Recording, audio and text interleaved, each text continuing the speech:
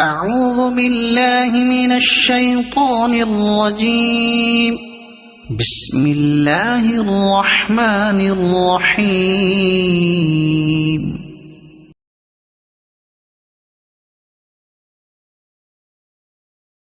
صاحب تفریح الخاطر نے ایک واقعہ درج کرتے ہوئے لکھا کہ اقصی بلاد میں سے ایک شخص نے حضرت محبوب سبحانی شیخ عبد القادر جیلانی کی تعریف سنی تو اسے آپ کی زیارت کا شوق پیدا ہوا۔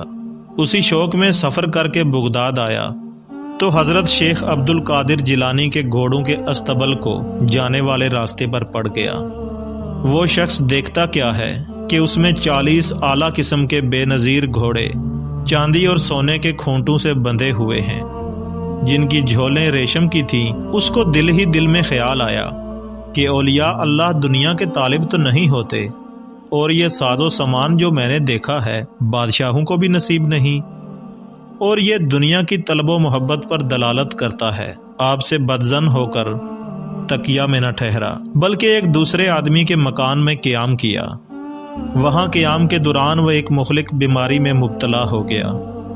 اتباع نے لا علاج قرار دے دیا، جگہ جگہ حکیموں کے پاس جاتا اور ہر کسی سے مایوس ہو کر واپس آ جاتا۔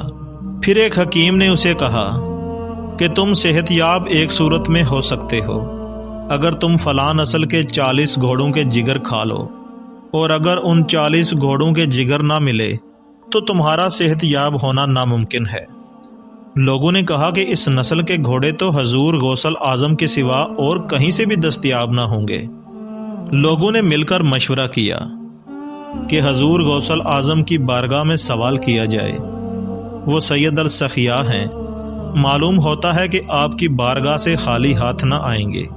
لوگوں نے جا کر سوال کیا کہ ہمیں ایسی نسل کے گھوڑے عنایت فرمائیں۔ آپ نے فرمایا کہ انہیں ایک گھوڑا دے دیا جائے۔ پھر دوسرے دن آ کر سوال کیا تو آپ نے فرمایا انہیں 40 کے 40 گھوڑے روزانہ ایک ایک کر کے دے دینا۔ پھر وہ روزانہ آپ سے سوال کرتے تو آپ ان کو ایک گھوڑا عنایت فرما دیتے۔ پھر اللہ تعالیٰ نے جب مریض کو شفا عطا فرمائی تو آپ کے پاس شکریہ ادا کرنے کے لیے آئے۔ آپ نے اس شخص سے فرمایا یہ گھوڑے جو تم نے دیکھے تھے میں نے تیرے ہی لیے خریدے تھے، اس لیے کہ جب تو گھر سے نکلا اور محبت و شوق سے میری طرف آنے کا ارادہ کیا تو مجھے معلوم ہو گیا کہ یہاں آ کر تجھے ایک ایسی بیماری لاحق ہوگی جس کی دوا اس نسل کے 40 گھوڑوں کے جگر کے علاوہ اور کسی شے میں نہیں ہے، تو میں نے تیرے لیے انہیں خرید لیا۔ تو جب گھوڑوں کے استبل کے پاس سے گزرا اور ان کے کھونٹوں اور جھولوں کو دیکھا تو بدظن ہو کر دوسرے مکان میں جا کر قیام کیا۔ پھر جو کچھ تیرے مقدر میں تھا ہوا۔